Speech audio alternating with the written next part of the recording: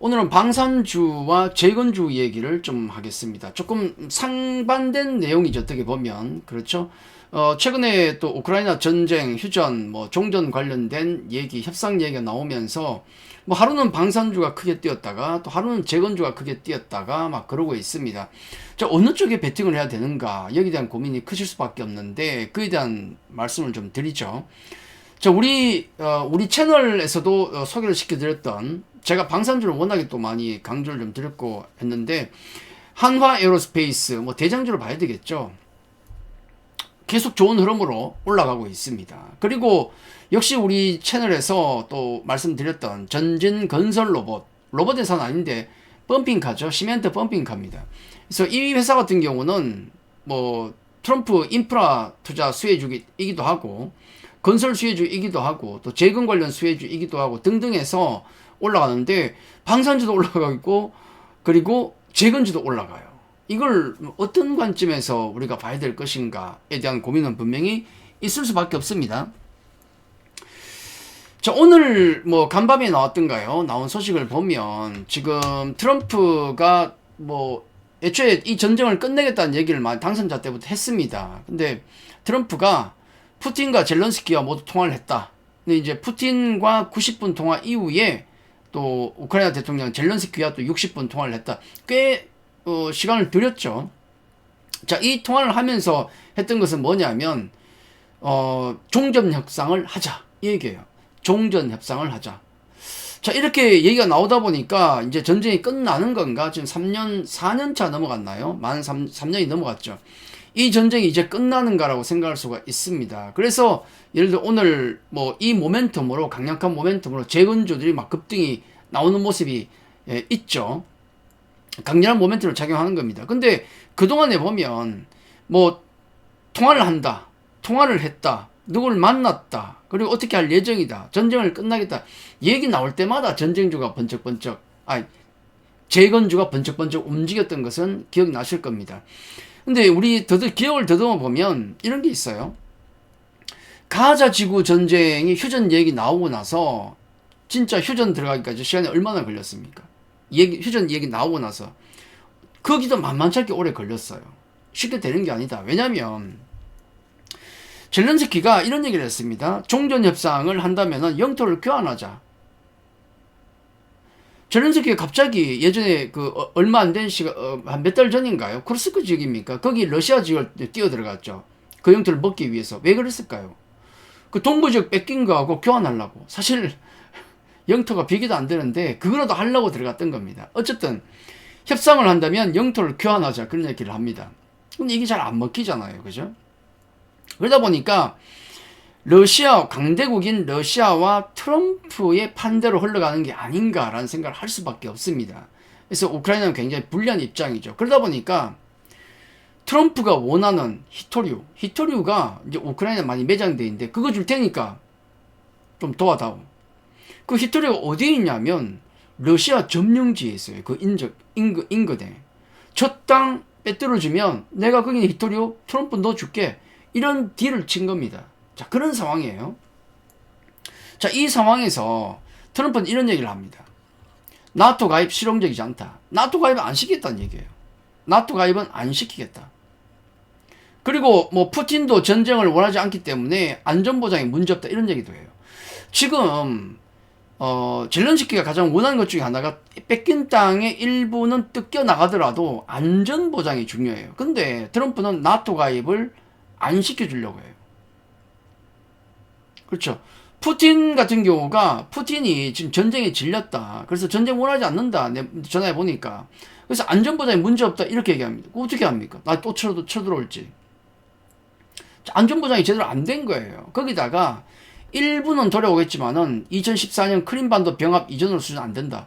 지금 뺏긴 땅, 크림반도를 비롯한 동부 돈바스 지역 뺏긴 거 다 회복 안 된다, 이렇게 얘기하는 겁니다. 그러면 막상 협상의 당사자인 가장 중심에 있는 젤렌스키 우크라이나 대통령 입장에서는 영토 회복도 다 안 되고 일부밖에 안 된다 그러고 나토 가입도 안 된다 그러면 땅만 뺏기고 안전보장도 안 되는 거예요. 이게 되겠습니까, 협상이? 그렇죠.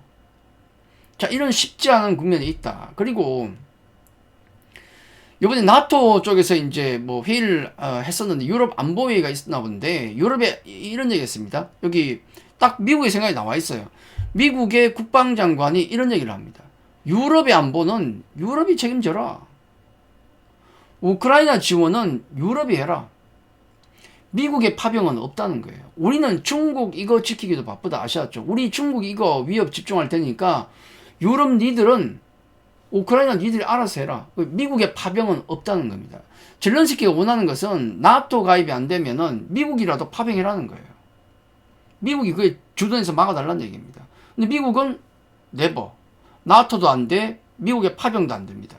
안전보장이 과연 될까?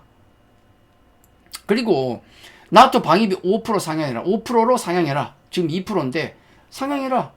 어차피 돈이 더 들어갈 수밖에 없습니다. 미국이 파병도 안 하고 안 지켜주고 그러면은 유럽 나토 군대가 가야 될 거 아닙니까? 그거 주둔시키고 또 뭐 재건시키고 등가하는데 엄청난 돈이 들어갑니다. 파병하는데도.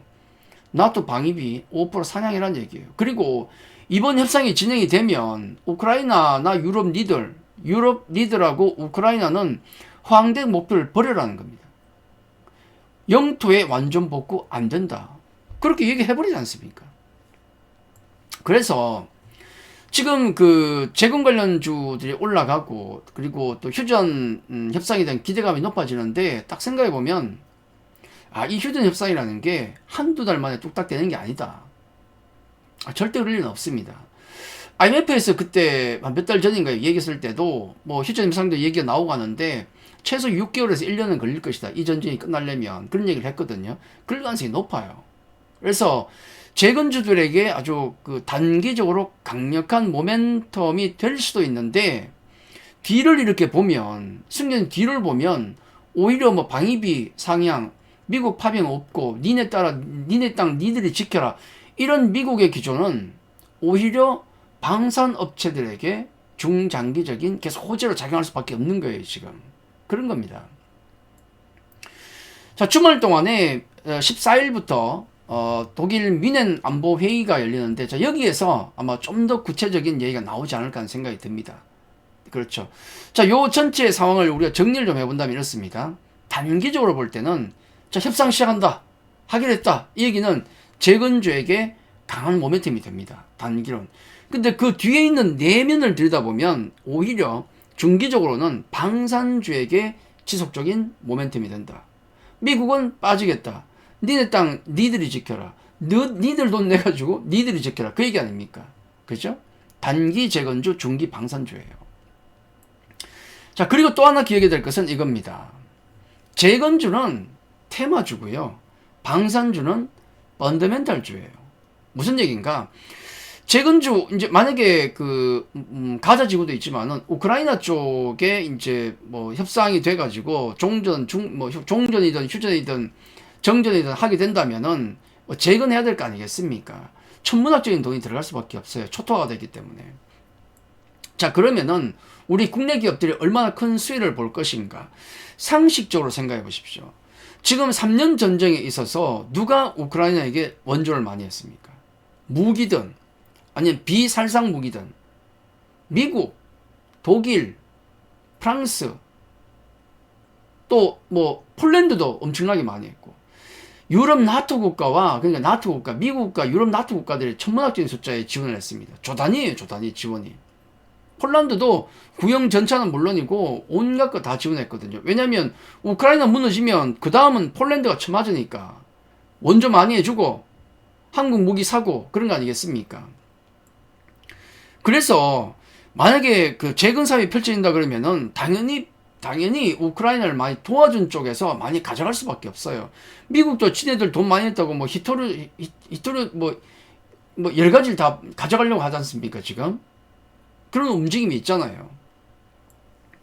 자, 그런 걸 놓고 보면 우리나라는 그럼 얼마나 원조를 했던가? 우리는 살상 무기는 못했습니다. 러시아 눈치나 그런 것 때문에. 나토 국가도 아니고 못했어요.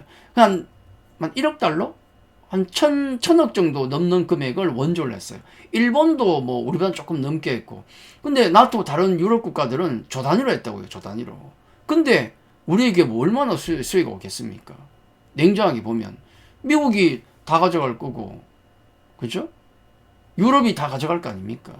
우리 기업 중에서 또 뭐 약간 반짝반짝한 애들은 가져갈 수가 있겠죠. 근데 재건주가 우리 펀더멘탈로 도움은 될 수도 있어요. 왜냐면 그쪽에 재건사업이 펼쳐지면 우리나라 직접 참여한 업체도 있겠지만은 간접적으로 철강이 거기 들어갈 것이고, 여러 가지 석유화학 제품이 들어갈 것이고, 시멘트가 들어갈 것이고, 아스콘이 들어갈 것이고, 많은 게 들어가면 관련 어떤 뭐 철강 가격도 오를 수도 있고, 뭐 석유화학 제품도 가격이 오를 수도 있고, 뭐 그런 거 있지 않겠습니까? 간접적인 수혜도 볼 수는 있어요. 근데 직접적으로 놓고 본다 그러면은 재건주는 테마 쪽으로 보는 게 맞다. 엄밀하게 보면. 맞고요. 방산주는 테마는 아니죠. 왜냐면 우리 실적으로도 나타나고 있지 않습니까? 지금 방산주의 실적은 어마어마하게 증가하고 있습니다. 직접적으로 돈을 버는 거, 여기 실체가 있는 거죠. 왜냐면 니네 나라 니가 지키라 이거니까요. 방위도 올라가고 있고, 우리 지금 아랍 국가들도 마찬가지입니다. 이번에 가자 지구에서 큰 전쟁이 한번 벌어졌기 때문에 각자의 나라를 지키기 위해서 예를 들어 천모투 같은 거 다 사가고 있지 않습니까? 이번에 서로 막 미사일 쏘는 거 봤잖아요. 막아야 될 거 아닙니까? 그거 뭐 한 2만 발인가 그때 날라왔을 때, 그 다음에 이란 쪽에서도 막 미사일 한번 쐈지 않습니까? 그때 그 아이언돔 방어한다고 미사일을 쐈던 가격이 얼마냐면 하루에 조 단위가 들어요. 대규모로 쏟아보면. 그거 방어하는데, 왜냐면 패트리어트 미사일 같은 경우가 수십억입니다. 한 대당 수십억이에요. 안 막을 수는 없지 않습니까? 봤기 때문에. 근데 우리나라 방산 이 회사들이 팔고 있는 무기들은 가성비가 뛰어납니다. 성능도 탁월하고 탑티어인데 가격이 싸요.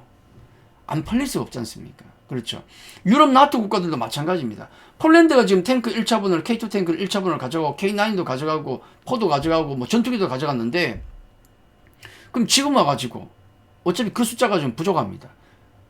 한국 제품을 가져갔는데, 한국 국산 우리나라 무기를 가져갔는데 거기서 갑자기 유럽 탱크를 살 수 있나요?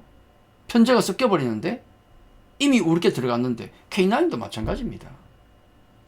자, 그렇게 보면 각자의 나라는 각자가 안 지키면 우크라이나처럼 쳐맞는다 는 걸 우리 눈으로 봤기 때문에 중장기로 볼 때는 방산주는 계속 수혜를 받을 수밖에 없다. 그래서 재건주는 테마주고 방산주는 펀더멘털주다 라는 걸 기억하시고 매매한다면, 투자한다면 아마 좋은 성과가 있지 않을까. 자, 그렇게 말씀드리겠습니다. 자, 오늘 내용이 좋았다면 구독, 좋아요, 알림 설정까지 부탁드리겠습니다. 좋아요 많이 눌러주셔야 우리 유튜브 채널이 살아남을 수가 있습니다. 제가 뭐 유튜브 쪽에만 전문 유튜버는 아니지 않습니까? 제가 컨설턴트 활동을 하면서 좀 짬이 날 때 여기 유튜브에 좀 올리고 하거든요. 그래서 사실 그 시간을 제가 정해놓고 올리면 좋죠. 뭐 월요일, 화요일 아니면 뭐 요일이나 아니면 시간까지 정해서 올려드리면 편한데 제 일이 있으니까 그렇게 못해요. 제가 좀 여력이 있을 때 유튜브 좀 올리고 합니다. 그래서 뭐 구독, 좋아요 많이 좀 눌러주시고 알림 설정까지 해놓으셔야 조금 편하시지 않을까 라는 생각이 듭니다. 자, 오늘 여기까지 하겠습니다. 감사합니다.